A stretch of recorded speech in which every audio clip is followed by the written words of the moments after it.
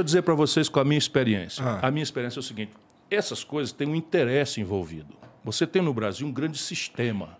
Um grande sistema. E a gente vai conversar aqui. Vamos entrar aí pela noite, é você que manda e tal. E eu vou lhe provar, a tese hoje vai ser essa, vou lhe provar que rodou, cai no interesse do sistema. Rodou por aqui, rodou por acolá, cai no interesse do sistema. Petrobras, preço do gasolina, preço do gás, rodou, caiu no sistema. Aí, como é? Teto de gasto, cai no sistema. Juro alto, inadimplência, todo mundo quebrado, não sei o que e tal, cai no sistema. E o sistema político rendeu-se, se vendeu a isso. Os dois lados. Porque, repare, vamos fazer uma pergunta para a inteligência do espectador do Flow.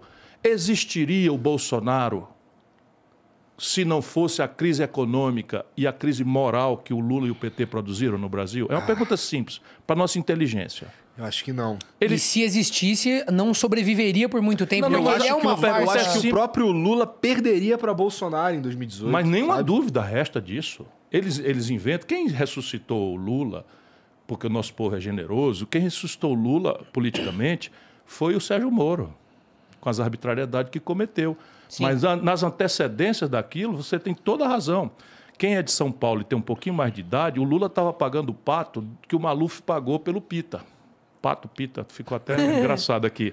O que era? A Dilma, que tinha sido um dedaço do Lula, ninguém sabia quem era, e o Lula foi lá, impôs a Dilma num conchavo com o Michel Temer, que está repetindo agora, pega um cara do outro lado, como está fazendo com o Alckmin, e aí bota a Dilma, desastrou o país, sob o ponto de vista econômico, e depois a crise política que derivou do impeachment. Resultado prático, quem ficou responsável, claro que era o responsável por aquilo, era o Lula. Sabe quanto é que ele estava? 16% nas pesquisas.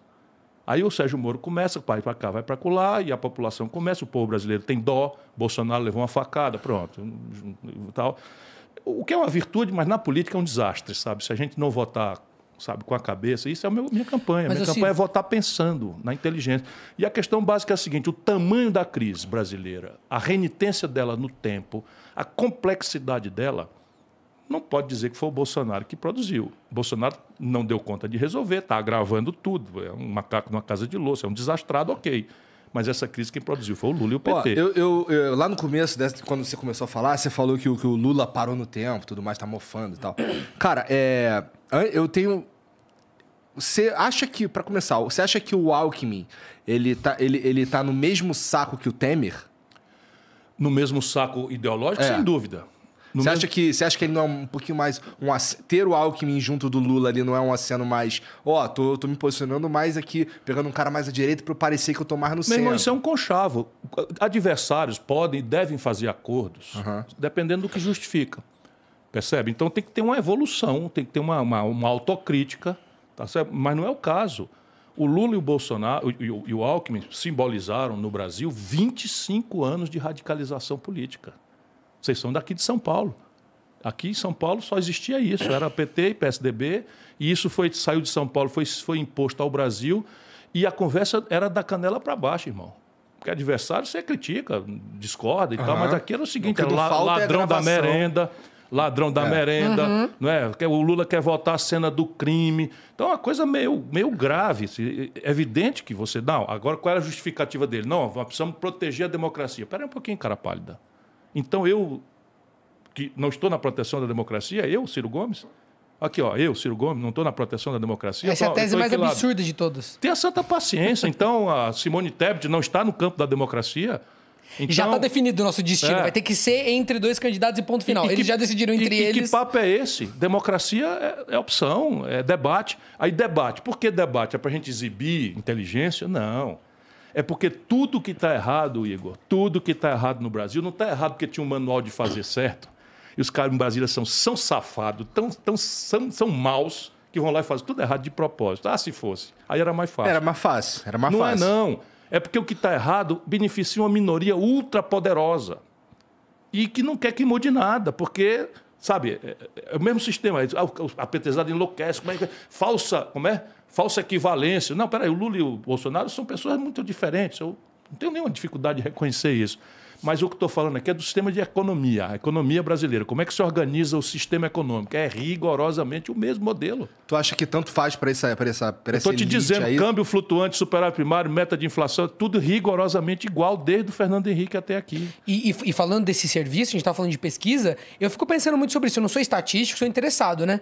E acho que quando a pesquisa é feita assim, uma atrás da outra, ela quase que serve para engessar a própria estatística que ela produz, sabe? Porque eu tenho amigos que, presos nos valores da pesquisa semanal, começam a não querer mais pensar a respeito do voto, sabe? Se decide, fala, não, a pesquisa... Porque sai uma pesquisa por dia, então assim... É como se você fosse, né, Rolandinho, para uma corrida de cavalo. Então você vai para o Jockey Club, aí chega lá no Jockey Club, se tiver maior de 18 anos, né? Assim, quem é o cavalo da vez aí? Quem é o cavalo bom da vez? Não, quem está aí pule de vez, é o cara bota aqui. Pô, peraí, é o destino do país. E o debate, por que o debate é crítico? Porque a gente só vai conseguir mudar as coisas se o povo entrar na jogada.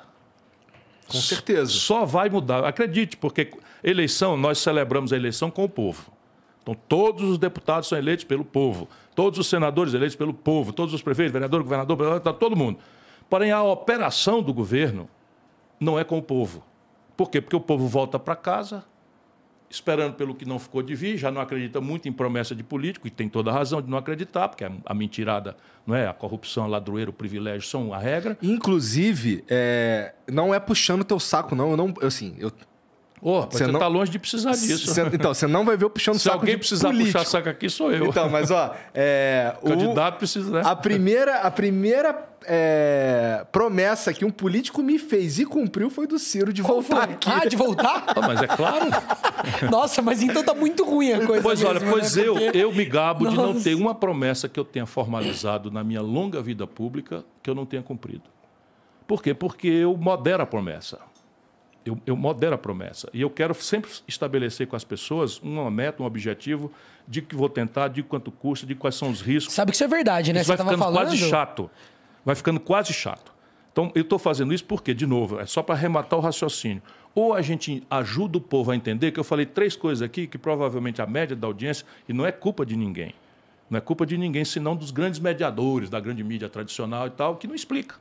Então, o que diabo é câmbio flutuante, meta de inflação, superávit primário? Isso diz da vida e da morte dos desempregados, do cidadão que está agora nesse frio aí, né, morando embaixo do viaduto, da vida e da morte de 77 de cada 100 famílias que estão no limite máximo de endividamento, 65 milhões de pessoas que estão humilhadas com o nome sujo no SPC, é dessa trempe que sai.